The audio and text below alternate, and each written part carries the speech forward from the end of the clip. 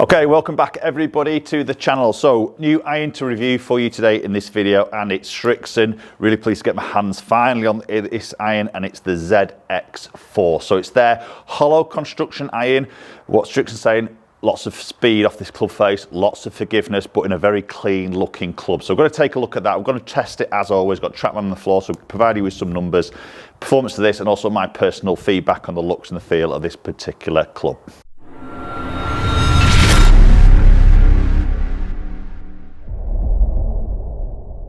Okay, so Srixon, big fan of Srixon myself, played it in the past. I've reviewed the ZX5 and 7, which are the forged irons, which are really, really nice. So this is a slightly different offering, a little bit more forgiving offering from Srixon ZX4.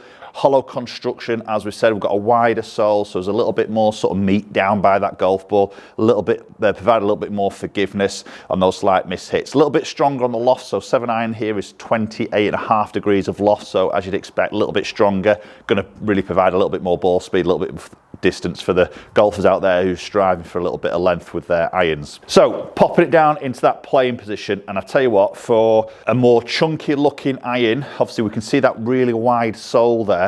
When you put it in that playing position, it's a very clean look. The shaping of it is absolutely lovely, to be honest. You know, the way it shapes around in that toe section. Obviously there's a little bit of offset there that we're going to expect. We've got a sort of thickish, squarish top edge, okay, but it's not offensive. I just think it's quite a nice looking club there. Just got that sort of little satin section where the grooves are, and then into a slightly more polished satin area. It's not high gloss, but it's just a little bit more polished on those toe and heel. But it looks great behind that golf ball. So let's get this first one underway, and we'll see how this ZX4 feels.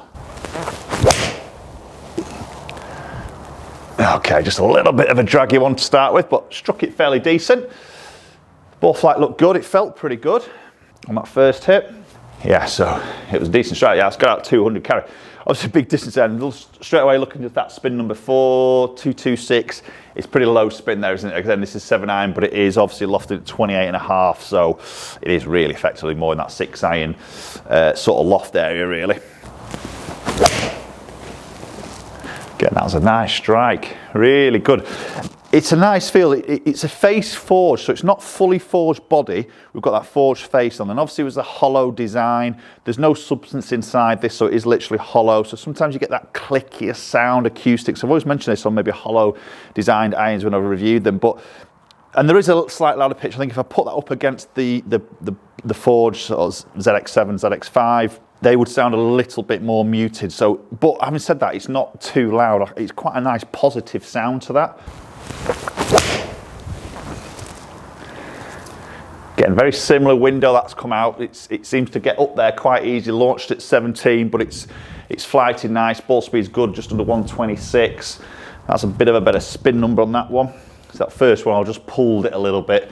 Obviously just closing the face, de-lofted it a little bit. Obviously we'll drop that spin. So possibly around that sort of high 4,000s, early 5,000s is probably maybe a more of a realistic spin number. So talking a little bit about the technology, we've got Srixon saying is a main frame technology. So this is like a frame inside behind the club face. It's like a milled pattern, which is helping with COR, on obviously creating that ball speed off the club face to really try and sort of maximise distance. And as mentioned, we've got the hollow construction there. Obviously, again, perimeter weighting. It looks like a blade from the back of the club, but obviously the thickness of the head is hollow. Again, that helps with a lot of forgiveness on those slight miss hits. And in the longer irons, from the 4 iron to the 7 iron, so as I say, this is 7 iron, you can see we've got that little tungsten plug in that bottom toe section. So what that's doing in those longer irons with less loft, just slightly lowering that centre of gravity to create a little bit of a higher launch and a sort of more of a peak height in those long irons. And then we lose that tungsten when we're getting the 8, 9 and pitch and wedge, where we don't really need that help so much because obviously we've got more loft. That's really nice. So it's a very nice sound to that. Quite surprised with the sound. It's not too offensive with that hollow head. It's quite a nice sort of connection, nice sound. It's positive, you know, you've struck it. So the thing we're seeing there, what we've seen a lot of the models, and we've seen in previous models, is that VT sole. So that little sort of ridge that runs through the middle of the sole which just helps a little bit with that turf interaction. Obviously with the wide sole, this is the widest sole they offer in their irons. Obviously when you look at it at the bottom, it does look pretty hefty, doesn't it? Obviously that's helping with sort of forgiveness, pulling that CG back, helping with that sort of higher launch, but then that VT sole will just help a little bit on that turf interaction, just gets the club coming through and out a little bit more cleaner. That's a nice strike. Just seems very consistent the way that ball comes out in that window. Again, launching around that 17-degree mark, ball speed good, 126, as you expect that sort of loft, spin around that 5,000. So the other aspect happening is with the grooves. So we've got what we call progression grooves. So in the 8-iron, 9-iron and pitching wedge, the grooves are much narrower, sharper and also deeper for much more control and spin on the golf ball, for those shots that you really sort of need that control with. And obviously in the longer irons, they're just not quite as narrow, a little bit wider and not quite as deep. That's a lovely golf shot, really nice high towering flight. A lot of confidence that that's going to come in with a bit of a descent angle to get some stopping power. See, that was a good strike, 128 ball speed. 203 carries long, loads of height there. You can see that land angle at 46 degrees. So confident that you've got some sort of stopping power with that. So availability in the ZX4, we've got 4-iron all the way through to pitching wedge. In right hand, in left hand, there's just no 4-iron available. So in left hand, it's only 5-iron to pitch wedge. That's in the Europe. I'm not sure what it's like in the US, but that's the offerings in sort of Europe. Okay, so good looking iron, looks great from the back, very nice in that playing position. It feels really good. The numbers seem to be doing what it's sort of would expect to sort of see from that 28.5 degree, but let's just go and check those numbers at a little bit more detail. Okay, so we can probably just see with the club head speed there, just over that 90 mile an hour mark, which is typical of my sort of 7-iron. 126 ball speed, again, pretty typical for a 28.5 degree lofted iron. We know that's strong. Launching at 18 degrees, spin at 4.7. So obviously it's going to be low because of that, that loft number. I think the first one I hit, obviously you can see was the lowest there, where I think I just slightly pulled that one, so just slightly de-lofted. Obviously it's just going to drop that spin.